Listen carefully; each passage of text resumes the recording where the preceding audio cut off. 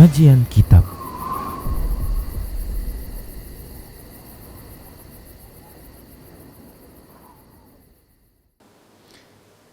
Bismillah, assalamualaikum warahmatullahi wabarakatuh.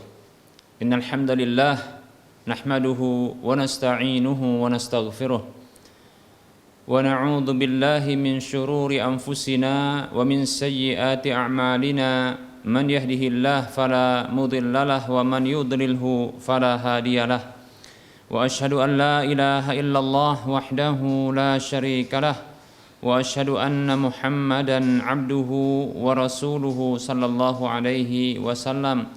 Qala Allah tabaraka wa ta'ala, ya ayyuhalladzina amanu taqullaha haqqa tuqatih wa la tamutunna illa wa antum muslimun.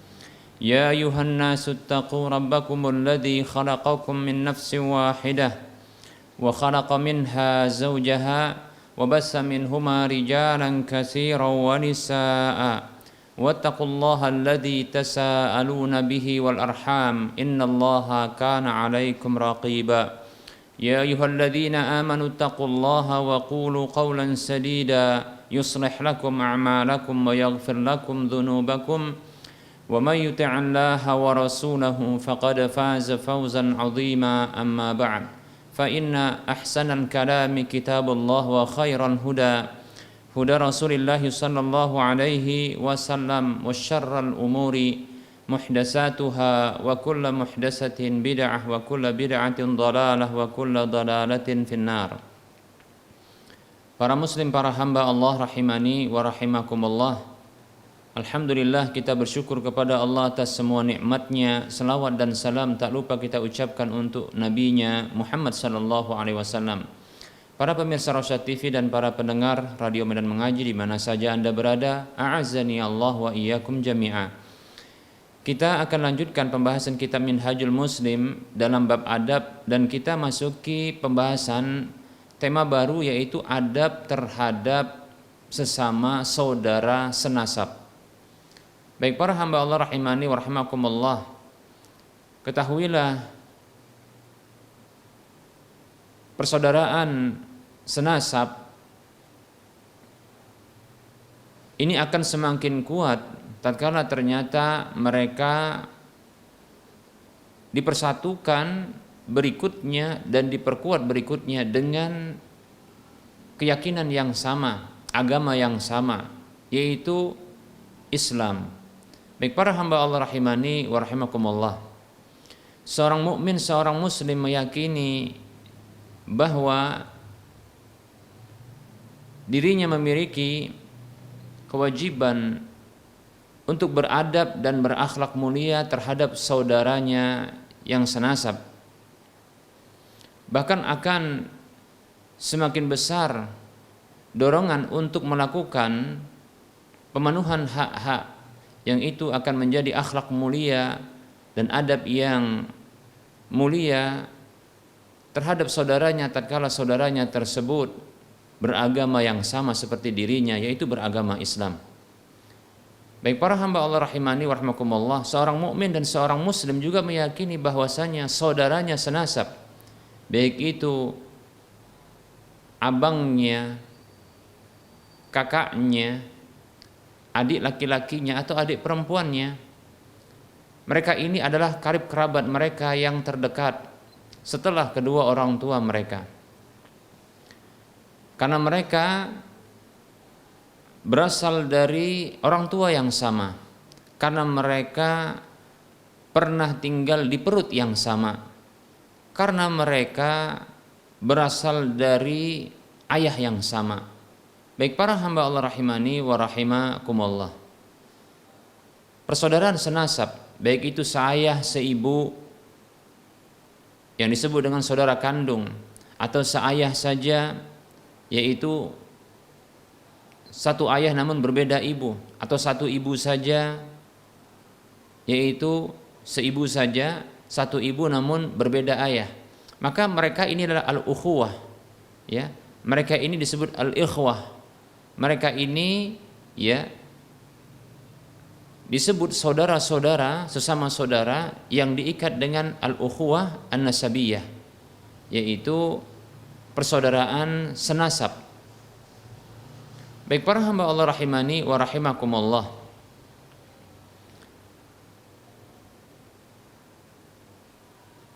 akan semakin kuat persaudaraan mereka ini tatkala mereka diikat juga dengan agama yang sama, dengan kalimat la ilaha illallah Muhammadur Rasulullah,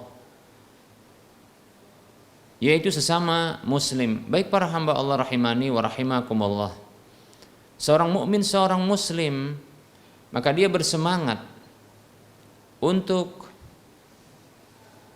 menjalin hubungan baik dengan saudara-saudarinya yang sekandung atau seayah atau seibu saja, karena ia meyakini bahwa mereka memiliki hak atas dirinya untuk menyambung tali silaturahim dengan mereka. Baik para hamba Allah rahimani wa rahimakumullah, Allah Subhanahu wa taala berfirman di dalam surah An-Nisa, memerintahkan untuk menyambung tali silaturahim. Allah berfirman, a'udzu billahi minasyaitonir rajim, ya ayyuhan nasu taqu rabbakumul ladzi khalaqakum min nafsin wahidah wa khalaqa minha zawjaha wa basa minhuma rijalan katsiran wa nisaa'a wattaqullaha alladzi tasaaluna bihi wal arham innallaha kana 'alaikum raqiba.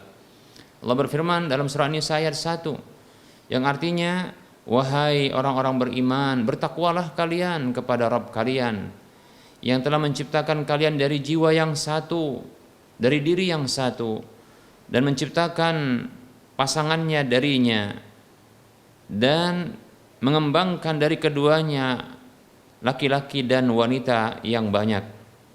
Bertakwalah kepada Allah Subhanahu wa taala yang dengannya kalian saling meminta, dan peliharalah hubungan silaturahim.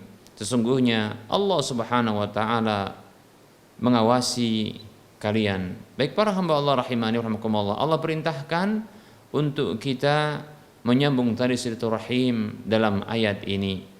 Baik para hamba Allah rahimani rahimakumullah, tentunya menyambung tali silaturahim adalah wajib hukumnya. Menyambung tali silaturahim ya adalah wajib hukumnya. Baik para hamba Allah rahimani wa rahimakumullah, seorang mukmin, seorang muslim, maka dia semakin bersemangat untuk menyambung tali silaturahim dengan saudara-saudara, saudara dan saudarinya, baik itu sekandung, seayah atau seibu saja. Baik para hamba Allah rahimani wa rahimakumullah, lebih-lebih ya, hal ini akan mengukuhkan ya kekuatan senasab mereka, akan memunculkan kasih sayang di tengah mereka, di tengah-tengah mereka, dan lebih memudahkan untuk saling membantu satu dengan yang lainnya, karena ada ikatan yang begitu kuat, ikatan nasab dan ikatan agama. Baik para hamba Allah rahimani wa rahimakumullah, dan yang mendorong mereka berikutnya adalah perintah Allah Subhanahu wa taala, demikian pula perintah Rasulnya sallallahu alaihi wasallam. Nabi kita Muhammad sallallahu alaihi wasallam memberikan motivasi untuk bersilaturahim, di antaranya adalah menjalin hubungan baik dengan saudara-saudari senasab, seayah seibu atau seayah saja atau seibu saja. Rasulullah memberikan motivasi dengan panjangnya usia dan luasnya rizki. Nabi kita Muhammad sallallahu alaihi wasallam bersabda, man ahabba an yubsata lahu fi rizqihi wa an yunsa'a lahu fi atharihi falyasil rahimahu. Ini hadis dikeluarkan oleh Imam Bukhari dan Muslim dan yang lainnya. Kata Nabi sallallahu alaihi wasallam, siapa saja yang ingin diluaskan rizkinya dan dipanjangkan pada umurnya, maka hendaknya dia menyambung tali silaturahimnya. Baik para hamba Allah rahimani wa rahimakumullah, di antara kerahiman tersebut adalah saudara-saudari yang mereka sama dalam rahim, saudara-saudari yang mereka pernah sama-sama berasal dari rahim yang sama, ya, ibu yang sama, atau dari mani yang sama, ayah yang sama. Baik para hamba Allah rahimani wa rahimakumullah. Menyambung tali silaturahim, ya, dengan saudara-saudari sekandung, begitu juga seayah saja atau seibu saja, maka ini merupakan bentuk menyambung tali silaturahim yang diperintahkan. Yang ini akan memberikan dampak baik bagi mereka, yaitu Allah Subhanahu wa taala akan meluaskan rizki mereka. Siapa di antara kita yang tidak ingin mendapatkan luasnya rizki, mendapatkan kelapangan rizki? Siapa di antara kita yang sudi saat ini akan diberi kabar bahwa rizkinya akan disempitkan oleh Allah Subhanahu wa taala? Tentunya tidak akan mau. Baik, dengan menyambung tali silaturahim yang barangkali tidak begitu sulit. Menyambung tali silaturahim dengan cara berkunjung, ya, mengunjungi salah seorang dari karib kerabat tersebut. Tidak mesti harus yang muda saja mengunjungi yang tua saja. Tidak mesti demikian. Bahkan yang tua bisa mengunjungi yang muda. Bukan merupakan hal yang tabu, bukan merupakan hal yang keliru. Ketika ada orang yang lebih tua seperti kakanda, kakaknya, abangnya yang mendatangi adiknya, bukan sebuah kekeliruan, bukan sebuah hal yang tabu dalam Islam. Tidak masalah. Lebih-lebih bila mereka ada kerinduan. Lebih-lebih bila mereka ingin memberikan bantuan, demikian, ya. Yang jelas ini merupakan bentuk silaturahim, kunjungan, pertemuan. Begitu juga para hamba Allah rahimani wa rahimakumullah bisa juga bersilaturahim, ya, dengan cara mengirimkan hadiah saja tanpa harus hadir orangnya, tanpa harus melakukan kunjungan kepada saudara, tapi hadiah sampai kepadanya, demikian, ya, memberikan hadiah, titip salam kepadanya, atau berbicara lewat media sosial saat ini atau alat-alat telekomunikasi, teleponan, video callan, video call, ya, atau paling tidak chatting WhatsApp atau SMS yang saat ini sudah ditinggalkan, ya. Seperti itu. Baik para hamba Allah rahimani wa rahimakumullah, ya. Bisa juga ketika ketika mendapatkan saudaranya, ya, mengalami musibah, maka ia datang dengan cara membantu, atau dia tidak datang tapi yang datang adalah bantuannya, ya. Kalaupun seandainya tidak demikian, ya, maka setidaknya paling tidak memudahkan urusannya.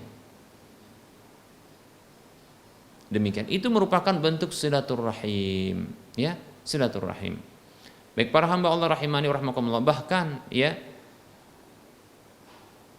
memberikan sedekah kepada orang-orang yang memiliki hubungan kerahiman,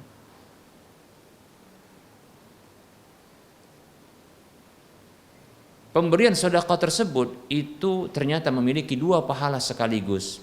Yang pertama adalah pahala sedekah itu sendiri, kemudian yang kedua adalah pahala silaturahim. Dalam sebuah hadis Nabi SAW beliau bersabda, "As-sadaqatu 'alal miskin sadaqatun wa 'ala dirrahimi sintani sadaqatun wasilatun." Hadis ini hadis dikeluarkan oleh Ashabus Sunan. Kata Nabi SAW, beliau bersabda, bersedekah, memberikan harta kepada orang miskin itu sedekah, satu pahalanya sedekah. Dan sedekah diarahkan kepada dirrahim, yaitu orang yang memiliki hubungan kerahiman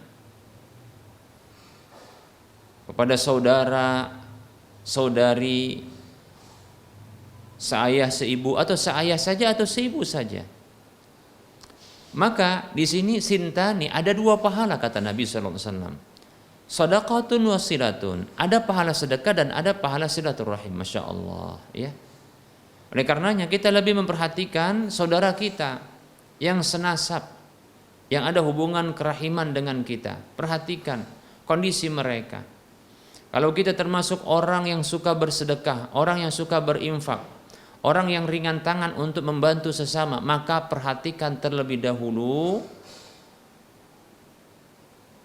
kondisi saudara-saudara senasabnya, saudara-saudari seayah seibunya, atau seayah saja atau seibu saja. Demikian para hamba Allah rahimani wa rahimakumullah.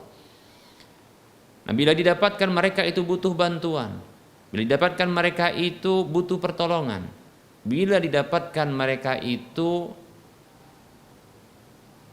butuh sokongan, butuh kepada perhatian, maka berikan, dahulukan mereka, karena pahalanya dua, pahala sedekah kebaikan itu dan pahala silaturahim. Demikian para hamba Allah rahimani wa rahimakumullah. Ya. Dan silaturahim ini akan diberikan balasan pahala berupa luasnya rizki yang sudah kita bahas tadi. Luasnya rizki. Luas rizkinya, Masya Allah. Mudah rizkinya, lapang rizkinya. Allah mudahkan rizkinya, Allah lapangkan rizkinya.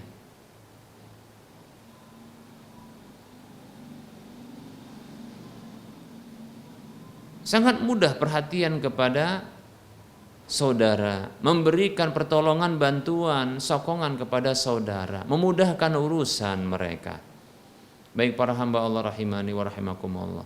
Bukan hanya itu, tapi Allah Subhanahu wa taala juga memberikan pahala kontan kepada mereka itu, yaitu panjangnya usia. Tidak ada di antara kita yang saat ini ingin cepat mati. Tidak ada di antara kita yang saat ini pengen mati atau divonis mati. Tidak ada. Sampai pun orang yang sakit di antara kita, dia inginkan kesembuhan bukan kematian. Bahkan dia korbankan ya hartanya untuk mendapatkan kesembuhan demi agar dia bisa lebih panjang menikmati kehidupan. Begitu. Ya. Menunjukkan dia ingin panjang usia. Ternyata caranya diantaranya mudah, menyambung tali silaturahim. Baik para hamba Allah rahimani wa rahimakumullah, ada kekeliruan di sebagian masyarakat kita yang salah di dalam memahami makna silaturahim, atau salah di dalam menyebutkannya dengan penyebutan silaturahmi. Ya. Sesungguhnya yang benar adalah silaturahim dari kata rahim. Rahim ibu, demikian. Silaturahim, bukan silaturahmi. Apakah boleh menyebutkan silaturahmi? Boleh. Tapi tidaklah untuk ya secara khusus penyebutan silaturahmi itu ya kepada bentuk menghubungkan atau bentuk ya hubungan ya yang dijalin di antara saudara-saudari seayah seibu atau seayah saja seibu saja, atau yang lainnya yang ada hubungan kerahiman. Ya. Dan ini berbeda. Sebagian masyarakat kita sangat mudah menyebutkan ya silaturahmi untuk ketika mereka ya menjalin hubungan ya baik dengan saudara-saudari kandung mereka. Mereka katakan silaturahmi. Sebenarnya apakah bisa dikatakan demikian? Iya, karena silaturahmi artinya jalinan hubungan kasih sayang. Dari kata rahmat, ya. Adapun rahim, ya, ini secara khusus adalah rahim itu. Nah, adapun silaturahmi hubungan, ya kasih sayang. Nah, itu bisa diberlakukan antara saudara-saudari yang senasab atau yang tidak senasab namun ada hubungan ya ikatan yang lain seperti keyakinan dan keagamaan seperti itu. Namun perlu kita bedakan agar tidak menjadi kebiasaan. Karena sebagian masyarakat kita ketika mereka melakukan pertemuan, ya, perkumpulan dengan saudara-saudari sesama muslim yang tidak ada hubungan kekerabatan, ketika itu mereka katakan silaturahmi atau silaturahim. Lalu mereka gunakan dalil-dalil silaturahim seperti panjangnya umur, ya, keutamaan silaturahim pada pertemuan seperti ini. Nah, ini kekeliruan. Karena sesungguhnya, ya, panjangnya usia, murahnya rizki itu hanya diberikan bagi orang yang menjalin, ya, silaturahimnya, yaitu hubungan baiknya dengan orang-orang yang memiliki, ya, hubungan kerahiman dengan dirinya, kekerabatan dengan dirinya, bukan secara, ya, hubungan sesama muslim saja. Demikian para hamba Allah rahimani wa rahimakumullah, ya. Baik para hamba Allah rahimani wa rahimakumullah. Jadi kalau kita melakukan pertemuan dengan kawan-kawan kita, teman-teman kita, ya, baik itu kawan, teman, sekantor yang tidak ada hubungan kekerabatan, kawan dan teman alumni dari sebuah alma mater pendidikan, ya, maka yang tidak ada hubungan kerabatan, maka jangan gunakan, ya, hadis-hadis tentang keutamaan silaturahim. Tidak benar. Karena silaturahim ini khusus, ya, menjalin hubungan baik dengan orang-orang yang memiliki hubungan kerahiman dengan dirinya. Itu hubungan kekerabatan. Yang ada hubungan kerabatan dengan dirinya, inilah silaturahim. Seperti itu para hamba Allah rahimani wa rahimakumullah, ya. Baik, setelah kita mengetahui keutamaan menjalin hubungan baik antara, ya, sesama saudara senasab ini, baik para hamba Allah rahimani wa rahimakumullah, yang begitu besar keutamaannya, di mana Allah Subhanahu wa taala memberikan pahala kontan dengan panjangnya usia, murahnya rizki.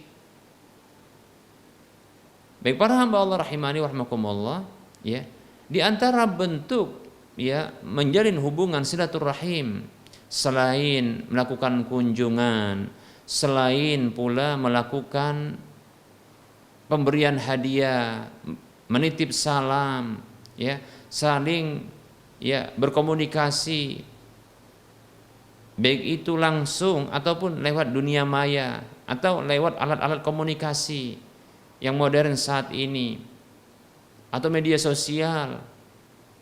Selain itu, sesungguhnya ada juga di antara bentuk silaturahim dengan mereka, yaitu di antaranya adalah menghormati orang yang lebih tua di antara mereka dan menyayangi yang lebih muda di antara mereka.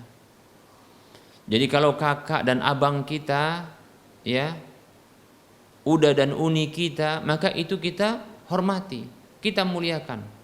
Mas dan mbak kita itu kita hormati, kita muliakan. Bahkan di negeri ini alhamdulillah ada hal yang baik, bagi yang lebih tua biasa dipanggil kalau laki-laki dengan abang atau mas atau uda atau yang semisalnya di beberapa suku yang ada di Indonesia. Kalau perempuan yang lebih tua maka dipanggil dengan uni, kakak, mbak atau panggilan yang lainnya yang ada di, ya, yang berlaku di kalangan suku-suku yang ada di Indonesia. Demikian. Kalau untuk yang di bawah, ya, yang lebih muda maka dipanggil dengan adik dan seterusnya. Demikian, ya. Ini panggilan yang bagus sesungguhnya. Rasulullah Shallallahu Alaihi Wasallam bersabda, "Laisa minna man lam yuqir kabirana walam yarham saghirana," atau kama qala sallallahu alaihi wasallam. Kata Nabi sallallahu alaihi wasallam, ya, bukanlah termasuk golongan kami orang yang tidak menghormati yang lebih tua dan tidak menyayangi yang lebih muda. Masya Allah, ya, ini hadis yang sahih. Nabi sallallahu alaihi wasallam, ya, menyatakan bahwa tindakan tidak memberikan penghormatan kepada yang lebih tua dan tindakan tidak menyayangi yang muda itu bukanlah akhlak dan adab dalam Islam. Adab yang bukanlah adab yang diajarkan di dalam agama yang dibawa oleh Rasulullah SAW. Sampai-sampai Rasulullah menggunakan kalimat bukan termasuk golongan kami, laisa minna, bukan termasuk golongan kami, bukanlah ajaran dalam agama kami. Ya, tindakan tidak menghormati orang yang lebih tua, tindakan orang yang tidak menyayangi yang muda, seperti itu. Maka bisa kita ambil ya sebuah pelajaran besar dari hadis ini, bahwa termasuk ajaran dalam Islam adalah memberikan penghormatan kepada orang yang lebih tua, menghormati orang yang lebih tua, memberikan penghormatan kepadanya, dan melakukan kasih sayang dengan yang lebih muda. Demikian, seperti itu. Nah, itu bisa dimulakan dengan ya sebutan-sebutan yang layak, yang sesuai dengan panggilan yang berlaku di kalangan mereka. Abang, kakak, ya, mas, mbak, uda, uni, seperti itu, adik, dan seterusnya. Panggilan-panggilan yang ini menunjukkan ya penghormatan dan kasih sayang. Demikian para hamba Allah rahimani wa rahimakumullah. Ya, bukan hanya sekedar panggilan secara lisan, tapi itu juga muncul dari hati yang penuh dengan penghormatan dan kasih sayang. Jadi itu harus diberlakukan dengan tindakan nyata, bukan hanya sekedar dalam ungkapan lisan semata. Baik para hamba Allah rahimani wa rahimakumullah, ingat, memutuskan tali silaturahim, bahkan berbuat zalim kepada mereka, na'udzubillahi min dzalik, sampai di kalangan saudara-saudari ini mereka berseteru berkepanjangan. Yang pada umumnya perseteruan dan persengketaan mereka itu dalam urusan harta, na'udzubillahi min dzalik. Ini menunjukkan cinta yang berlebihan terhadap dunia. Kita dapatkan ya, mungkin dahulu ketika mereka masih kecil mereka begitu berkasih sayang. Yang besar itu menyayangi yang kecil, bahkan ya barangkali ya yang besar itu menggendong yang kecil, mengasuh yang kecil, karena begitu banyaknya mungkin saudara-saudari mereka, sehingga orang tua mereka ya, ayah dan ibu mereka butuh ya bantuan anak-anak yang lebih besar untuk bisa ngajak main adiknya, gendong adiknya, seperti itu. Si adik pun begitu manja dengan abang atau kakaknya. Ternyata di waktu besarnya mereka, tatkala mereka mengenal harta, ternyata mereka cinta kepada dunia. Harta menggelanjut di benak-benak mereka. Terjadilah pertikaian dan sengketa di antara mereka. Na'udzubillah min dzalik. Ya, tidak kita bisa pungkiri bahwasanya ini bisa jadi kesalahan pendidikan orang tua. Semoga Allah Subhanahu wa taala memberikan karunia kepada kita, taufik kepada kita, agar kita sebagai orang tua bisa memberikan pengajaran, pendidikan yang terbaik untuk anak-anak kita. Amin ya rabbal alamin. Salah didik memang bahaya. Kita dapatkan ya saudara-saudari, abang, kakak, adik, beradik, mereka ini kakak beradik bertikai dan bersengketa karena harta. Dan itu dimulai ketika orang tua dan seterusnya berkepanjangan setelah wafatnya kedua orang tua mereka. Na'udzubillah min dzalik. Masalah harta. Ketahuilah pemutusan tali silaturahim seperti ini, bertikai, ini merupakan bentuk pemutusan tali silaturahim. Bertengkar, bersengketa, ini bentuk pemutusan tali silaturahim. Permusuhan, kebencian, ini bentuk ya tindakan ya memutuskan tali silaturahim. Ketahuilah, Allah Subhanahu wa taala akan segerakan balasannya. Kata Nabi kita Muhammad sallallahu alaihi wasallam dalam hadis yang diriwayatkan oleh Imam Bukhari dalam Adabul Mufrad, dihasankan oleh Syekh Al-Albani rahimahullahu taala.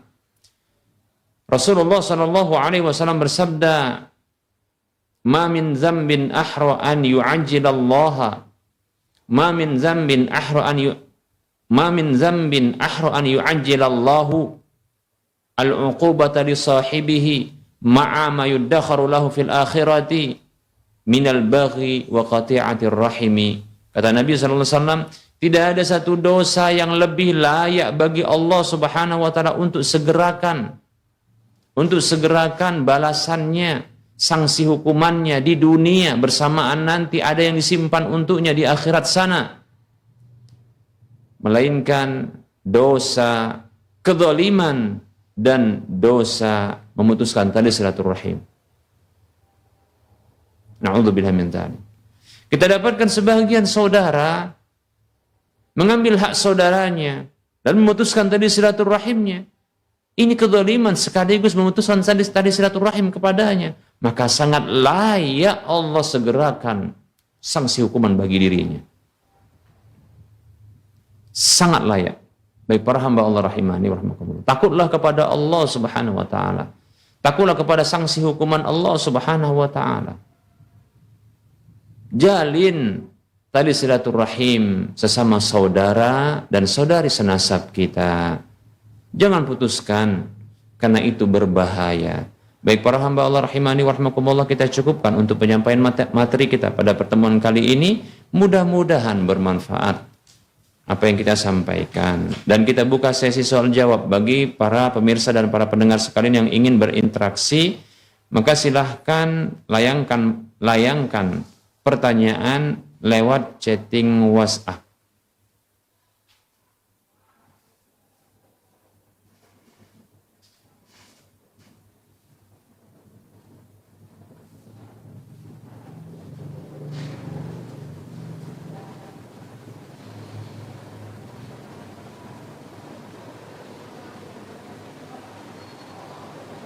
Baik, silakan bila ingin bertanya, sedangkan layangkan pertanyaan Anda ke nomor layanan kami 0828886630 atau di nomor yang lain 085261904177.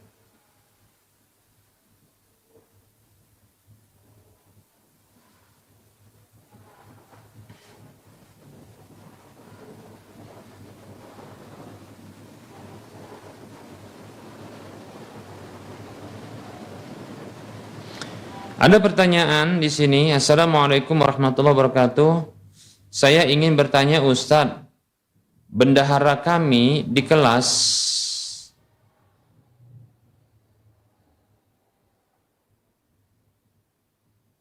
membuat kebijakan bahwa setiap bulannya kami dikutip uang kas sebesar 15.000 per orang dan diberikan setiap tanggal 8. Lalu kami menyetujui ketika lewat tanggal 8 dibayar maka dikenakan denda 1.000. Bagaimana hukumnya Ustaz? Apakah termasuk riba?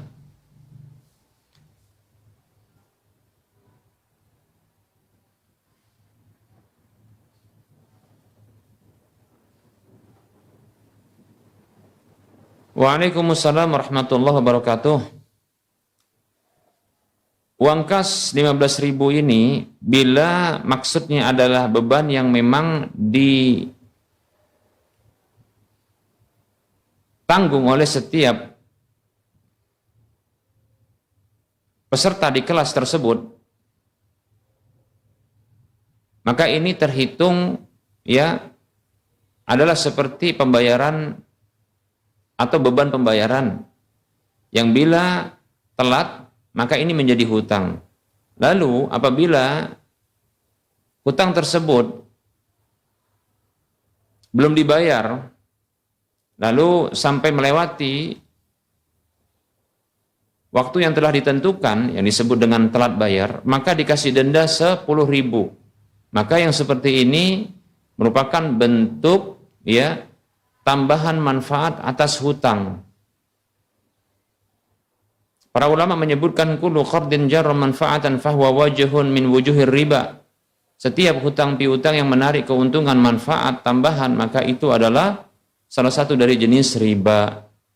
Wallahu ta'ala alam. Jadi sebaiknya dihindari, tidak perlu pakai denda 10.000-nya. Demikian wallahu ta'ala a'lam.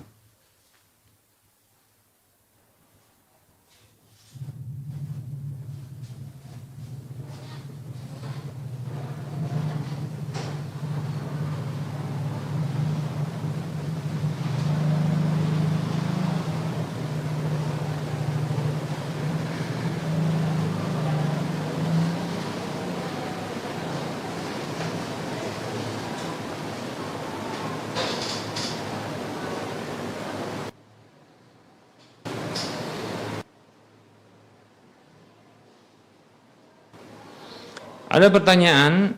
Assalamualaikum Ustaz, semoga Ustaz selalu dalam lindungan Allah. Maaf, saya mau bertanya.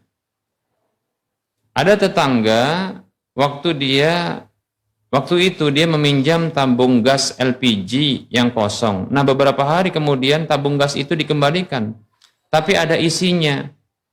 Kami tanya kenapa dikembalikan berisi. Katanya sebagai ucapan terima kasih. Saya mau bertanya, apakah itu termasuk riba?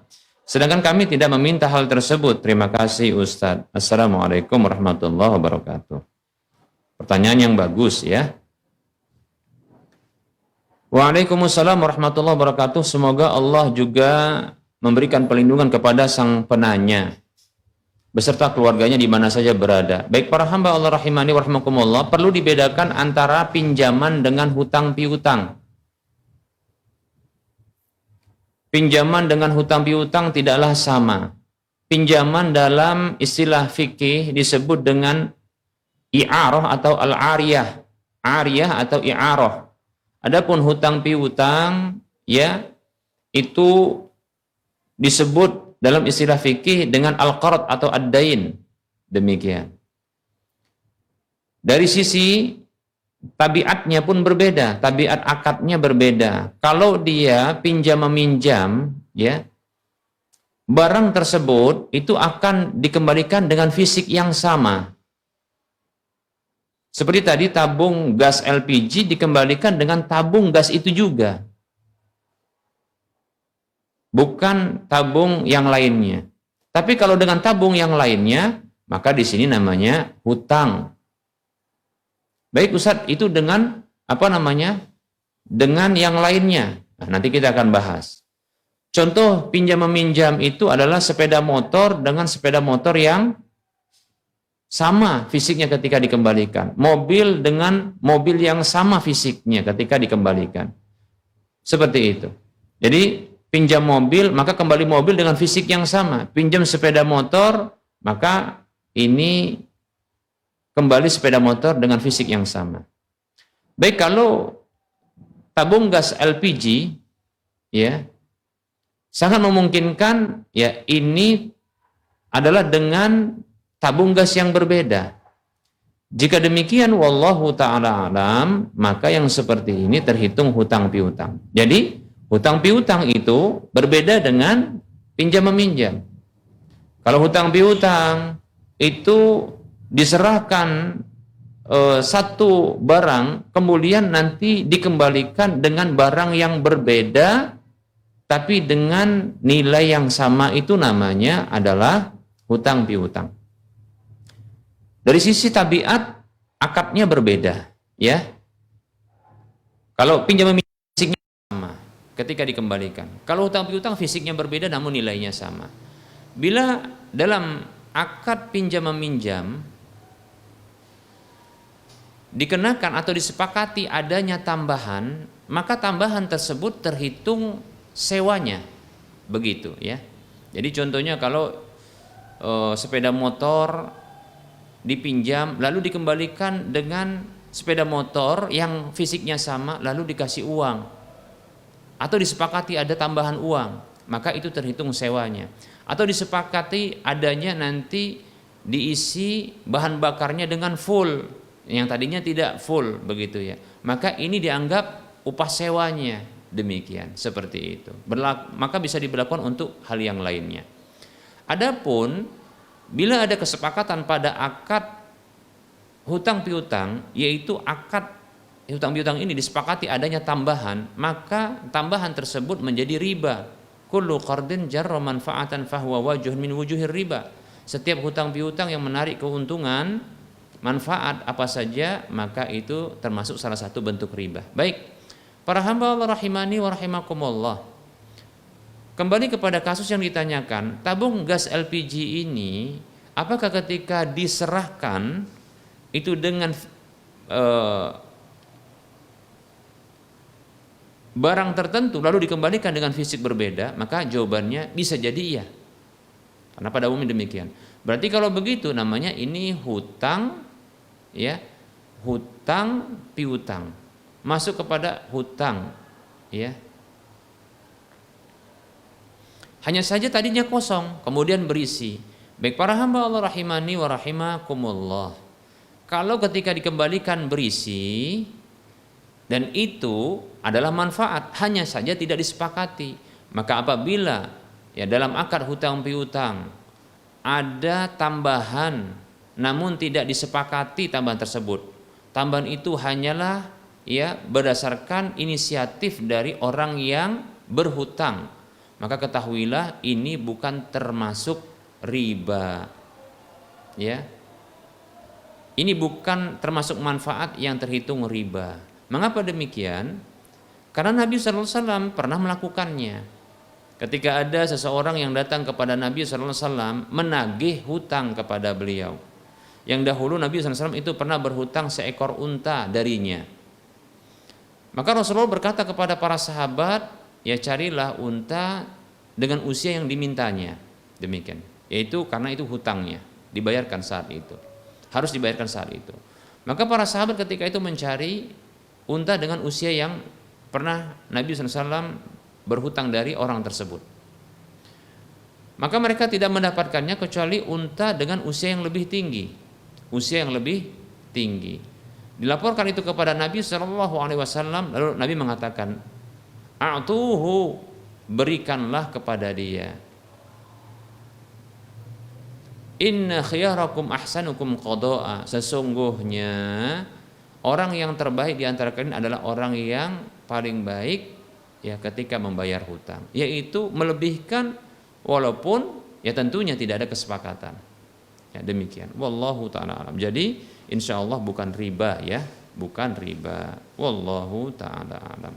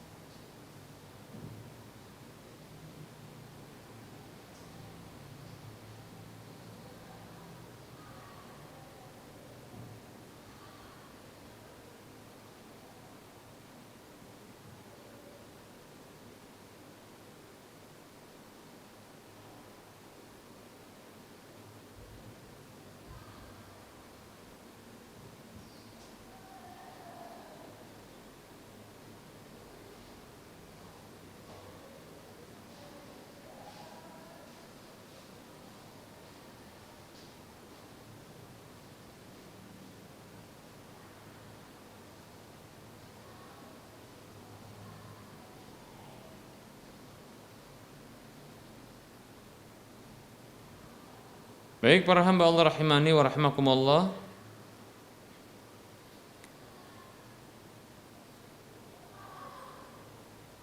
Ada pertanyaan di sini. Assalamualaikum Ustaz. Begini Ustaz, saya seorang guru di sekolah. Kami ada program menghimpun uang infak dari anak-anak. Lalu uang infaknya kami alokasikan untuk panti asuhan, kebutuhan fotokopi sekolah, untuk berbuka puasa bersama dan snack untuk guru ketika rapat. Apakah boleh Ustaz?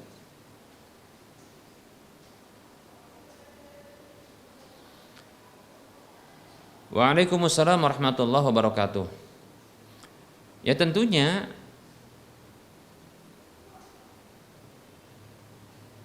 tujuan alokasi dari infak tersebut itu harus diberitahukan kepada para penginfaknya. Dalam hal ini adalah anak-anak.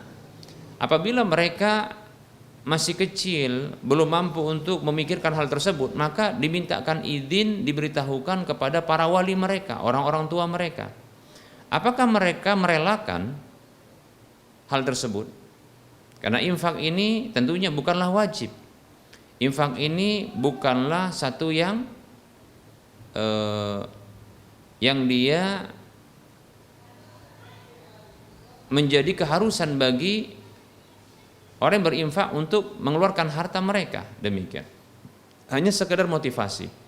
Namun perlu disampaikan tentang ya arah atau tujuan dari penyaluran infak tersebut agar mereka nanti merelakannya.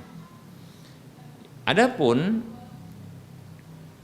eh, digunakan untuk rapat guru, nah tentunya ini perlu selain ya perlunya pihak wali dari para siswa atau murid-murid tersebut itu mereka harus tahu, demikian pula pihak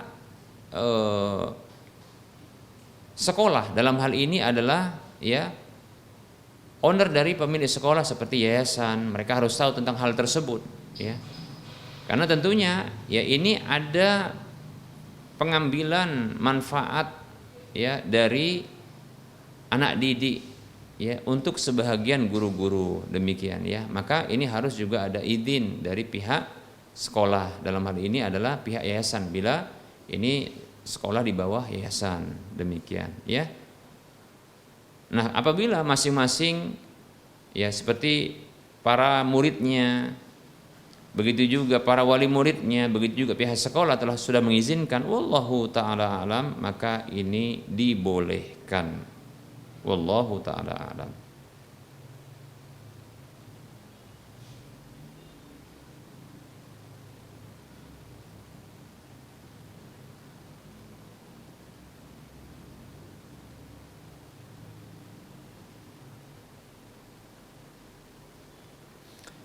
Ada pertanyaan. Assalamualaikum warahmatullahi wabarakatuh. Semoga Allah memberikan kesehatan dan menjaga Ustadz beserta keluarga. Mohon nasihatnya Ustadz. Izin minta nasihatnya. Mertua ana sedang terlilit hutang riba yang sebenarnya abang ipar dan mantan istrinya yang berhutang ke bank untuk keperluan usaha abang ipar dan orang tua mantan istri. Dan rumah mertua ini dijadikan sebagai agunan jaminan. Setelah berpisah antara abang ipar dan mantan istrinya, hutang belum selesai dicicil dan sekarang tidak sanggup untuk membayar cicilan. Daripada rumah dijadikan agunan disita, rumah yang dijadikan agunan itu disita pihak bank atau dijual ke orang lain, mertua meminta anak dan istri untuk membeli rumah tersebut dan dengan membayar cicilan di bank sisanya 2 tahun cicilan. Dan sisanya kami membayar ke mertua. Bolehkah kami membayar cicilan bank tersebut Ustaz? Mohon nasihatnya. Jazakallahu khairan wa barakallahu fiik. Waalaikumsalam warahmatullahi wabarakatuh. Wa anta fa jazakallahu khairan wa barakallahu fiik. Wa fiik barakallah. Ya. Barang walaupun telah diagunkan, sesungguhnya itu milik dari pemiliknya. Boleh baginya untuk menjualkan, ya, boleh menjualnya. Demikian. Lebih-lebih apabila ternyata ini akan diberlakukan kezaliman, seperti contohnya adalah, ya, akan disita, ya, dihanguskan, ya. Maka wallahu ta'ala alam, untuk menghindarkan kezaliman ini maka boleh untuk dibeli oleh pihak lain untuk menolongnya, ya. Walaupun harus membayarkan cicilan itu ke perbankan, bahkan itu merupakan bentuk menolong mertua tersebut, ya, maka tidak mengapa. Hanya saja jangan menyepakati adanya akad riba barunya, yaitu membayar, ya, denda keterlambatan bila diberlakukan pada waktu berikutnya. Maka diharuskan untuk tepat bayarnya, ya, jangan sampai telat bayar sehingga nanti kena denda lalu jatuh kepada riba, demikian, ya. Nah, maka akad bisa diberlakukan antara mertua dengan menantunya dengan menentukan jumlah nilai dari rumah tersebut secara totalitas.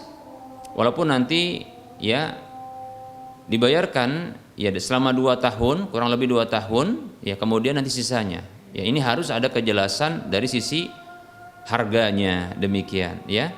Kemudian termasuk dalam harga tersebut adalah cicilan tersebut, ya. Demikian. Jadi boleh insyaallah taala, bahkan itu bisa menolong, ya, pihak mertua, ya, asalkan jangan membuat akad baru untuk menyepakati adanya denda keterlambatan bayar sehingga nanti jatuh kepada kesepakatan riba. Kemudian jangan sampai telat bayar sehingga nanti jatuh kepada praktek riba. Wallahu taala alam. Semoga bermanfaat. Baik para hamba Allah rahimani wa rahmakumullah, mohon maaf atas segala kekurangan dan kesalahan di wilayah Medan telah masuk waktu sholat duhur untuk wilayah ini, dan tentunya dalam penyampaian kita ini banyak kesalahan dan kekeliruan. Kepada Allah saya mohon ampun, dan kepada para pemirsa dan para pendengar sekalian saya mohon maaf. Kebenaran silakan diambil, adapun kesalahan dan kekurangan maka silakan ditinggalkan. Sebelum kita mengakhiri perjumpaan kita ini, kita memberikan motivasi kepada saudara seiman, saudara seislam, untuk mari kita bersama berdonasi untuk membebaskan lahan yang nantinya di lahan ini akan dibangun Masjid Al-Muwahhidin untuk wilayah Medan dan sekitarnya. Silakan miliki aset akhirat Anda yang minimal pahalanya ada 700 kali lipatnya, yang ini akan terus mengalir pahalanya walaupun badan kita telah berada di bawah tanah, telah wafat, telah tiada.